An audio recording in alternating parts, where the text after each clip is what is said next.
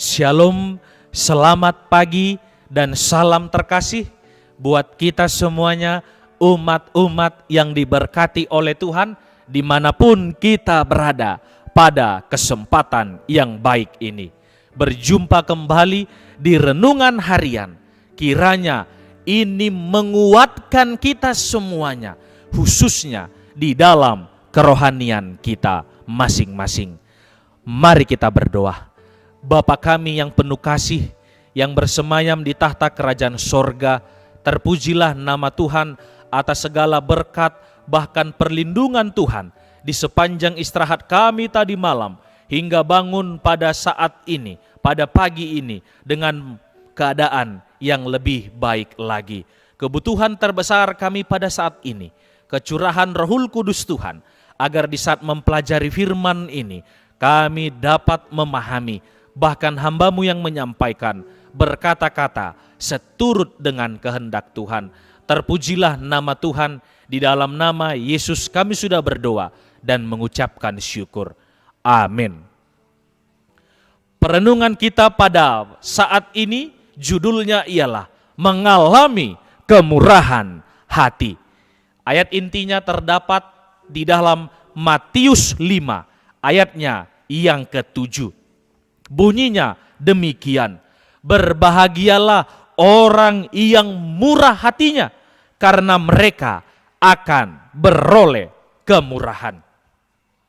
Di mana di dalam kehidupan kita sebagai umat-umat Tuhan, pastinya kita rindu juga bukan hanya sebagai penerima, tetapi rindu untuk selalu bisa bagaimana caranya sebagai pemberi atau juga menjadi saluran berkat bagi orang-orang yang ada di sekeliling kita.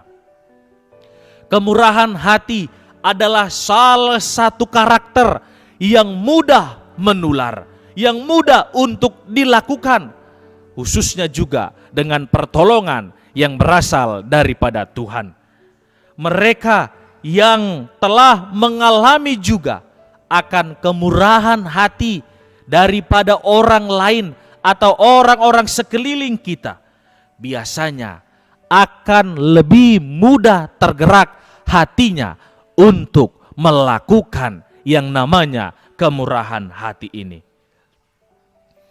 Di dalam kehidupan kita sebagai umat-umat Tuhan, fakta lainnya ketika kita mempraktikkan akan sikap murah hati, pastinya kita nanti di dalam kehidupan ini, kita sendiri juga akan mengalami yaitu berkat Tuhan atau juga balasannya, entah saat itu juga atau waktu-waktu yang lainnya, kesempatan-kesempatan yang lainnya. Itu bisa kita lihat di dalam pembelajaran ini yang terdapat di dalam 2 Raja-Raja pasal yang ke-4 ayat yang ke-8 sampai ayat yang ke-37, di mana pada saat itu perempuan Sunem diam-diam ia mengamati pelayanan daripada Nabi Elisa. Tiap kali Elisa datang ke daerahnya, perempuan itu mengundangnya dan juga makan di rumahnya.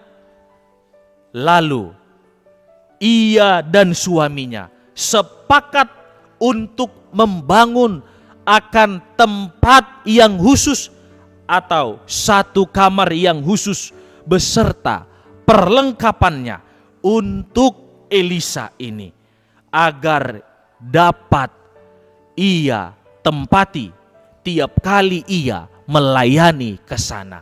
Itu bisa kita lihat di dalam 2 Raja-Raja 4 ayatnya yang ke-10.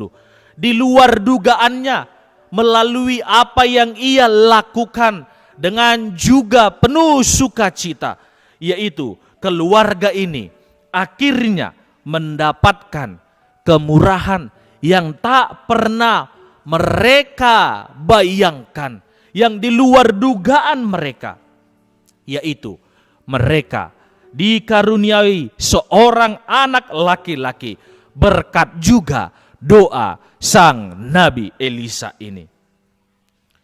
Saya juga percaya, kita percaya bahwa setiap kali kita telah menyaksikan atau mengalami kemurahan hati dari begitu banyak orang, termasuk di dalam ladang pelayanan Tuhan. Dan itu juga sudah kita lihat daripada apa yang dilakukan oleh perempuan yang ada di Sunem bersama juga dengan keluarganya atau suaminya kepada Nabi Elisa, menyiapkan bahkan juga menawarkan yang terbaik kepada hamba Tuhan ini atau abdi Allah ini. Hebatnya yaitu mereka yang bermurah hati ini tidak selalu daripada orang-orang kalangan menengah ke atas atau orang-orang kaya, melainkan banyak juga orang-orang yang sederhana, rela berbagi di tengah-tengah keterbatasan mereka. Kita juga diajak, tak harus juga banyak uang kita atau tunggu menjadi kaya supaya kita dapat berbagi atau bermurah hati. Justru di saat kita rela berbagi, kita akan merasakan hal-hal yang luar biasa atau juga damai sejahtera. Kiranya juga sebagai umat-umat Tuhan, kita setia mempraktikannya agar rantai kemurahan hati ini tetap berlanjut di dalam kehidupan kita.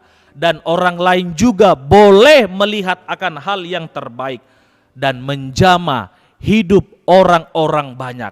Dan berkat-berkat tersebut kita akan rasakan, kita akan nikmati. Dan itu sudah dibuktikan oleh perempuan yang ada di Sunem, di mana dia juga melakukan akan kemurahan hati. Maka berkat yang ia tidak sangka, ia tidak duga, yaitu ia juga dikaruniai anak di dalam kehidupannya. Berkat-berkat yang luar biasa Tuhan juga akan berikan di dalam kehidupan kita masing-masing. Tugas kita ialah melakukan kehendak Tuhan dan melakukan yang namanya murah hati di dalam kehidupan kita masing-masing. Adalah doa, seruan, dan harapan kita semuanya. Tuhan memberkati. Amin.